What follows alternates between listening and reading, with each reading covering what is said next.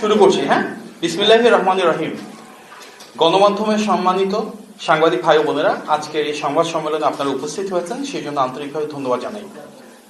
প্রথমে আমরা বিশেষ ধন্যবাদ জানাই গতকাল বিএনপি চেয়ারম্যান জনাব তারেক রহমানের সফরে খুলনা ও যশোরের বিপুল সংখ্যক নেতা, কর্মী, সমর্থক, ভোটার এবং উক্ত এলাকার সাধারণ মানুষকে, যারা তার কর্মসূচিতে অংশ নিয়ে ধানের শীষের পক্ষে ঐতিহাসিক গণজোয়ার সৃষ্টি করেছেন। আমাদের নেতা জনাব তারেক রহমান আগামীকাল তার নির্বাচনী সফরের অংশ হিসাবে বরিশাল ও ফরিদপুরে যাচ্ছেন। আগামীকাল ৪ই জানুয়ারি সকাল ১১টায় আকাশপথে ঢাকা থেকে তিনি বরিশালে যাবেন। বরিশালে পৌঁছে দুপুর ১২টায় বেলস পার্ক মাঠে নির্বাচনী জনসভায় অংশগ্রহণ করবেন।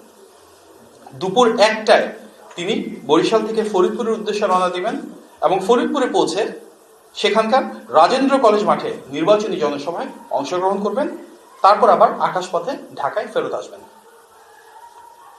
আমরা গভীর উদ্বেগের সঙ্গে প্রিয় সাংবাদিক ভাই বোনেরা লক্ষ্য করছি যে গত এক সপ্তাহে আমাদের নেতা বিএনপি চেয়ারম্যান জনাব তারেক রহমানকে লক্ষ্য করে ২৯টি ভুয়া ও বিভ্রান্তিকর তথ্য ছড়ানো হচ্ছে, যার সুস্পষ্ট প্রমাণ বিভিন্ন ফ্যাক্ট চেকিং প্ল্যাটফর্মের প্রতিবেদনে উঠে এসেছে। বিভিন্ন মিডিয়াতে আমরা দেখতে পাচ্ছি একের পরে এক অপপ্রচার, অপতথ্য। আমরা আরো দেখতে পাচ্ছি একটি দলের রাজনৈতিক যে কর্মকাণ্ড এবং তাদের যে নেতাকর্মী, ওনারা অনেকেই ফ্যাসিবাদী আমলে তৈরি মিথ্যা পুরাতন বয়ান আবার সামনে ছড়িয়ে দেওয়ার জন্য নিজেরা দায়িত্ব গ্রহণ করেছে এবং একই ভাষায়, একই কায়দায়, একই ধরনের স্লোগান দিয়ে জনমনে বিভ্রান্তির সৃষ্টি করছেন, অশালীনভাবে আক্রমণ করছেন। এটি স্পষ্ট বিএনপির ক্রমবর্ধমান গণজোয়ার ও জনসমর্থনের মুখে তারা ক্রমশ জনবিচ্ছিন্ন হয়ে পড়ছে বলে সুস্থ ধারার রাজনৈতিক প্রতিযোগিতার পথ ছেড়ে ব্যক্তিগত আক্রমণ এবং অপতথ্য ছড়ানোর নোংরা কৌশল বেছে নিয়েছেন। উপস্থিত সাংবাদিক ভাই বোনেরা, ত্রয়োদশ জাতীয় সংসদ নির্বাচন ও গণভোট উপলক্ষে নির্বাচনী কাজে বাংলাদেশ ন্যাশনাল ক্যাডেট কোর অর্থাৎ বিএনসিসির ক্যাডারদের মোতায়েন করার একটি সিদ্ধান্ত আমরা দেখেছি, যাতে আমরা উদ্বিগ্ন। কেননা কলেজ ও বিশ্ববিদ্যালয় পড়ুয়া বিএনসিসি ক্যাডেটদের অনেকেই কোনো না কোনো রাজনৈতিক দল বা মতাদর্শের সাথে জড়িত থাকে। ফলে তাদেরকে নির্বাচনে সম্পৃক্ত করলে তা অবাধ, সুষ্ঠু ও নিরপেক্ষ নির্বাচনের পথে অন্তরায় সৃষ্টি করতে পারে। এ বিষয়ে আমরা ইতিমধ্যেই নির্বাচন কমিশনে চিঠির মাধ্যমে বিএনসিসির ক্যাডারদেরকে মোতায়েন না করবার জন্য বিশেষভাবে অনুরোধ করেছি। গত ২৬শে জানুয়ারি নির্বাচন কমিশন ওয়েবসাইটের মাধ্যমে আমরা দেখতে পারি যে নির্বাচন কমিশনের মোট ৮১টি স্থানীয় সংস্থার ৫৫,০০০-এরও বেশি স্থানীয় পর্যবেক্ষণের অনুমতি প্রদান করা হয়েছে। আমরা উদ্বেগের সাথে লক্ষ্য করেছি যে তার মাঝে কেবলমাত্র ১৬টি সংস্থা থেকে ৩৪,০০০-এরও বেশি পর্যবেক্ষক রয়েছেন। কয়েকটি সংস্থার নেতৃত্ব পর্যায়ে একটি বিশেষ রাজনৈতিক দলের সদস্যরা রয়েছেন, যেটি অনাকাঙ্ক্ষিত। নির্বাচনের দিন কোনো অসৎ উদ্দেশ্যে এদের একটি অংশকে ব্যবহার করা হতে পারে বলে আমরা আশঙ্কা প্রকাশ করছি। বর্তমান প্রেক্ষিতে নির্বাচনে লেভেল প্লেইং ফিল্ড নিশ্চিত করতে নির্বাচন কমিশনকে আমরা নিম্নোক্ত পদক্ষেপ নেওয়ার জন্য আহ্বান জানাচ্ছি। ১. পর্যবেক্ষকদের সম্পূর্ণ তালিকা সরকারের বিভিন্ন সংস্থার মাধ্যমে যাচাই বাছাই করে রাজনৈতিক ও প্রার্থী সংশ্লিষ্ট ব্যক্তিদের তালিকা থেকে বাদ দেওয়া। যেসব সংস্থার নির্বাচনে পর্যবেক্ষণের অভিজ্ঞতা কম, তাদেরকে নির্বাচন পর্যবেক্ষক সংখ্যা কমিয়ে আনা। ২. কোনো কেন্দ্রে একসাথে যাতে ২ জনের অধিক স্থানীয় পর্যবেক্ষক প্রবেশ করতে না পারে সে ব্যাপারে নির্দেশনা জারি করা। প্রিয় সাংবাদিক ভাই ও বোনেরা, বিএনপি শুরু থেকেই রাষ্ট্র সংস্কারের পক্ষে সুস্পষ্ট, সুনির্দিষ্ট অবস্থান গ্রহণ করেছে। ২০১৬ সালে বিএনপি সর্বপ্রথম জাতির সামনে উপস্থাপন করে ভিশন 2030, যেটি দেশনেত্রী বেগম খালেদা জিয়ার একটি বৃহত্তর জাতীয় ঐক্য প্রতিষ্ঠার মাধ্যমে আমাদের সামনে উপস্থাপন করেছিলেন। ২০২২ সালে ঘোষণা করা হয় ২৭ দফা, যেটি বিএনপির তৎকালীন ভারপ্রাপ্ত চেয়ারম্যান জনাব তারেক রহমান ঘোষণা করেছিলেন।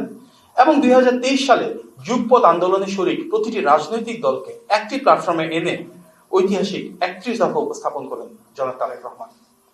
দ্বিকক্ষ বিশিষ্ট সংসদ ব্যবস্থা প্রবর্তনের প্রস্তাব সবার আগে কিন্তু বিএনপি জাতির সামনে উপস্থাপন করেছিল সেই 2016 সালে।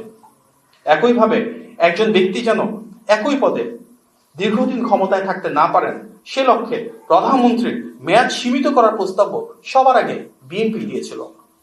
2014 সালেই আমাদের নেতা জনাব তারেক রহমান মেধাভিত্তিক নিয়োগ ব্যবস্থাকে উৎসাহিত করতে কোটা ব্যবস্থার সংস্কারের মাধ্যমে 5% ভিতর নিয়ে আসার কথা বলেছিলেন। এই ধারাবাহিকতার অংশ হিসেবেই বিএনপি আগামী জাতীয় নির্বাচনে রাষ্ট্র সংস্কারের পক্ষে, গণভোটে হ্যাঁর পক্ষে দৃঢ়ভাবে অবস্থান নিয়েছে, জনগণের সাথে সম্পৃক্ততা গড়ে তুলছে এবং ইতিমধ্যেই দলের শীর্ষ নেতৃবৃন্দ বারবার এ বিষয়ে ঘোষণা দিয়েছেন। ফ্যাসিবাদের রক্তচক্ষু উপেক্ষা করে বিএনপি যখন অবিরত সংস্কারের পক্ষে কথা বলেছে, আন্দোলন করেছে, তখন যারা একটি বারের জন্য সংস্কারের কথা মুখে আনেনি বা সংস্কারের কথা চিন্তাও করেনি, আজকে তারা অনেকেই সংস্কার নিয়ে বড় বড় কথা বলছেন। সংস্কারের জনক, ধারক ও বাহক ঐতিহাসিকভাবে বিএনপি, আর সেই দলটিকে নিয়েই আমরা দেখছি তথাকথিত নব্য সংস্কারবাদীরা বিভ্রান্তি ও অপপ্রচার ছড়াচ্ছেন, যা বিস্ময়কর। বিএনপি বিশ্বাস করে জনগণের ক্ষমতায়ন তথা ভোটাধিকারের মাধ্যমে ইনশাল্লাহ একটি গণতান্ত্রিক, জবাবদিহিমূলক ও আধুনিক রাষ্ট্র ব্যবস্থা গড়ে তোলা সম্ভব। আর সেই পথযাত্রায় সংস্কারে সব দল, মত, পথের প্রতিটি গণতান্ত্রিক রাজনৈতিক দলের সহাবস্থান, পারস্পরিক সম্মানবোধ এবং একসাথে কাঁধে কাঁধ মিলিয়ে কাজ করলে ইনশাল্লাহ আমরা আগামী বাংলাদেশ বিনির্মাণ করতে পারবো। আজকের এই সংবাদ সম্মেলনে আপনারা উপস্থিত হয়েছেন, ধৈর্য ধরে আমার কথা শুনেছেন, সেই জন্য ধন্যবাদ। আসসালামু আলাইকুম। চট্টগ্রামে জামাতের আমির বক্তব্য বলেছেন যে স্বাধীনতার ঘোষণা দিয়েছিলেন কর্নেল ওলি তারেক রহমান। তারই বক্তব্য কিভাবে দেখছেন? দল উনি বলেছেন যে উনি হাত ধরে নিয়ে গিয়েছিলেন, এটা মানে ইতিহাসের বিকৃতি কিনা, এটা আসলে মনে করেন? আমরা গতকালকে দেখেছি জামাতের আমির চট্টগ্রামে একটা সমাবেশে বলেছিলেন যে কর্নেল ওলি আহমেদ সবার আগে উই রিভোল্ট বলে চিৎকার করে উঠেছিলেন। দেখুন, মুক্তিযুদ্ধের ইতিহাসটা একটা মীমাংসিত বিষয়, সারা বাংলাদেশের প্রতিটি মানুষ জানেন যেটি সত্য, যেটি সঠিক। ফ্যাসিবাদী বয়ানে মুক্তিযুদ্ধের ইতিহাসকে বিকৃত করা, এই দায়িত্ব কেন একটি রাজনৈতিক দল দিচ্ছে সেটি ওনাদেরকে প্রশ্ন করলেই ভালো। আমরা সবাই জানি যে শহীদ প্রেসিডেন্ট জিয়াউর রহমান বাংলাদেশের স্বাধীনতার ঘোষক ছিলেন। সবার আগে তিনি উই রিভোল্ট বলেছিলেন অন্যান্য সেনানীদেরকে সাথে নিয়ে। সুতরাং ইতিহাসে যেটি অনিবার্য সত্য সেটিকে সবার ধারণ করা উচিত। বিশেষভাবে যে রাজনৈতিক দল মহান স্বাধীনতা যুদ্ধে ভিন্ন অবস্থান ছিল, বাংলাদেশের স্বাধীনতার বিপক্ষে অবস্থান নিয়েছিল, এবং যে দলের অনেক শহীদের রক্ত এবং আমাদের মা বোনদের সম্ভ্রমহানির সাথে জড়িত ছিলেন, সেই দলের যিনি নেতা, তিনি যদি নিজেই ইতিহাস বিকৃতিতে কোনো বয়ান তৈরি করতে চান, দেশের মানুষ তাতে স্বাভাবিকভাবে স্তব্ধ। আমরা মর্মাহত এবং বিশ্বাস করি যা সত্য, যা সঠিক, যা ন্যায়সঙ্গত সেটি দেশের মানুষের সামনে নির্মমভাবে উপস্থাপন করতে হবে, এবং সেটি হওয়া উচিত আগামীর বাংলাদেশে সবার প্রত্যাশা। আমরা প্রতিটি রাজনৈতিক দলের পারস্পরিক সৌহার্দ্য, সম্প্রীতির কথা বলে এসেছি। সুতরাং ইতিহাসকে নিয়ে মিথ্যাচার কোনোভাবেই কাম্য নয়।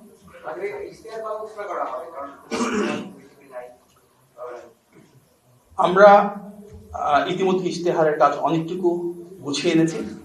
বিএনপি সে রাজনৈতিক দল যেটি বিভিন্ন শ্রেণী পেশার মানুষের সাথে এবং সাংগঠনিক কাঠামো ব্যবহার করে দেশব্যাপী ইশতেহার এবং আমাদের 31 দফা নিয়ে, 27 দফা নিয়ে অনেকগুলো কর্মসূচি গ্রহণ করেছি। তার আলোকে আমাদের ইশতেহার অনেকটাই প্রস্তুত। একটি পরিকল্পনা আছে, আগামী শুক্রবার আমরা হয়তো ইশতেহার ঘোষণা করতে পারি। সেটি চূড়ান্ত হলে আমরা আপনাদেরকে অবহিত করবো।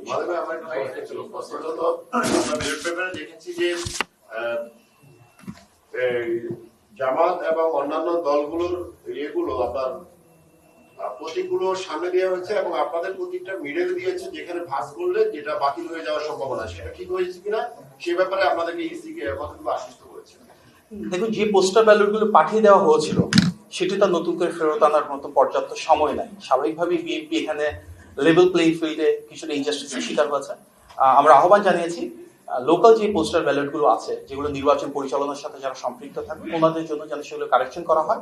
নির্বাচন কমিশন থেকে আমাদেরকে কথা দেওয়া হয়েছে, এবং এর পাশাপাশি আমরা এই বিষয়ে একটা সুষ্ঠু তদন্ত দাবি করেছিলাম যে কারা এভাবে উদ্দেশ্য প্রণোদিতভাবে ধানের শীষকে এমন একটা জায়গায় প্রতীক রাখা হলো যার কারণে অনেকে ভোট দিতে সমস্যা হবে।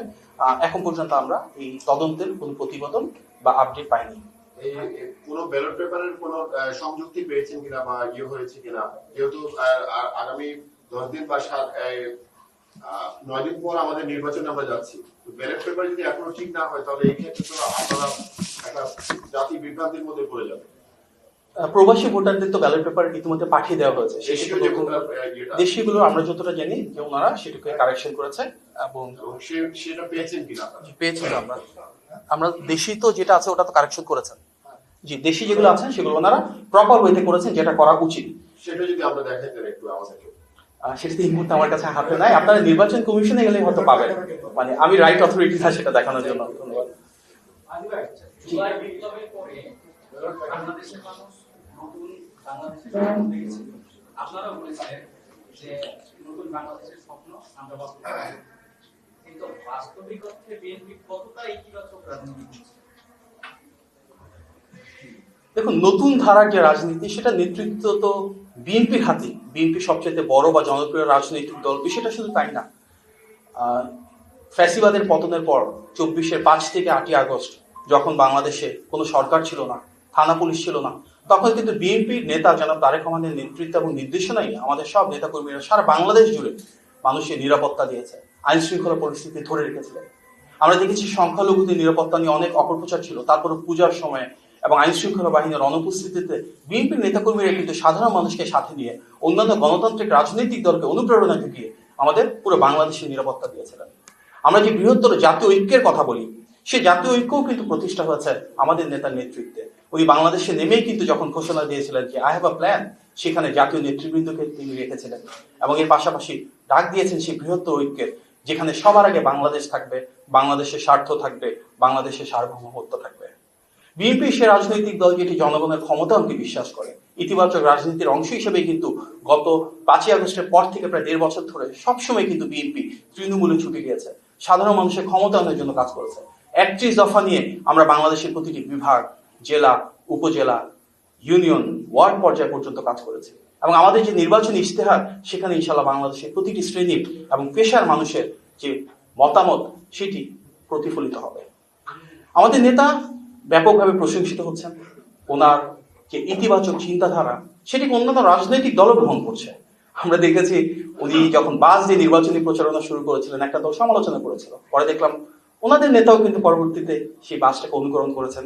আমাদের নেতা চেয়ার সরিয়ে সম্মান প্রদর্শন করেছেন সাধারণ মানুষের মতন করে, ওনাদের নেতাও করছেন। এই যে একটা অনুকরণ, এটা তো বিচ্ছিন্ন কোনো ঘটনা না। বিএনপির 31 দফা আগামীর বাংলাদেশের রাষ্ট্র সংস্কারের একটা মৌলিক ভিত্তি।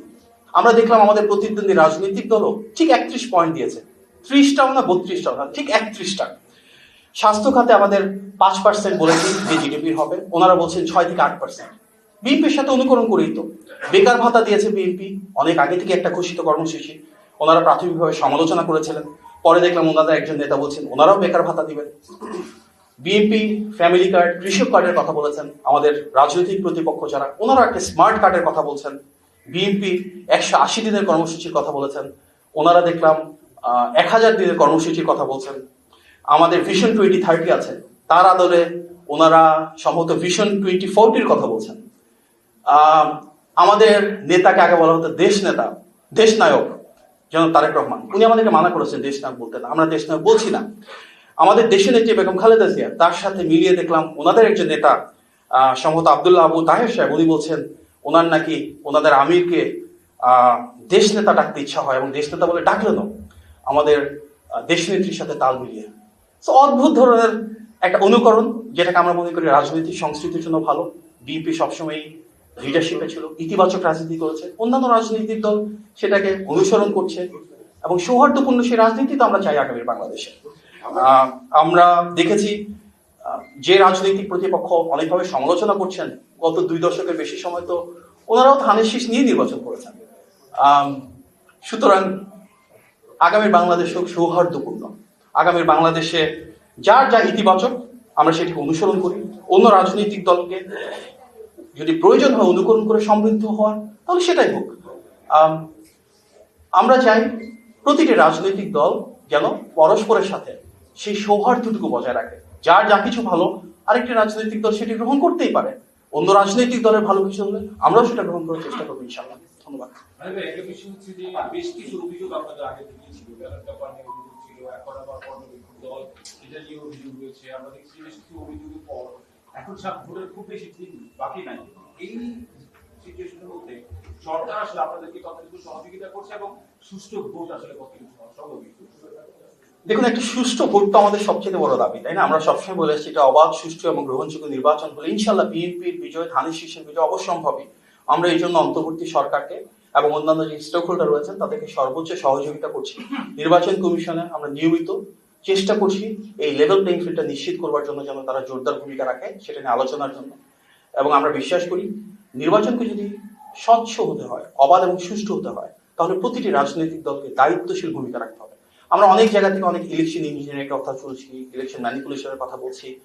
গণ অভ্যুত্থান পরবর্তী বাংলাদেশের প্রথম নির্বাচনটা যেন সত্যি জনগণের ক্ষমতায়নের একটা মানদণ্ড হয়, সত্যি যেন জনগণের ভোটাধিকার প্রয়োগ হয় এবং তার উপর ভিত্তি করে আগামী সরকার প্রতিষ্ঠিত হয়।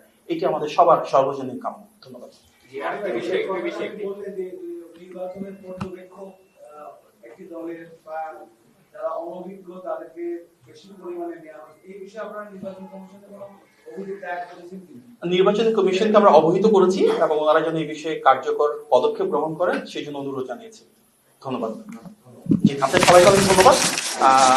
একটু খাবারের ব্যবস্থা আপনারা ডিরেক্টলি ধন্যবাদ। আসসালামু আলাইকুম।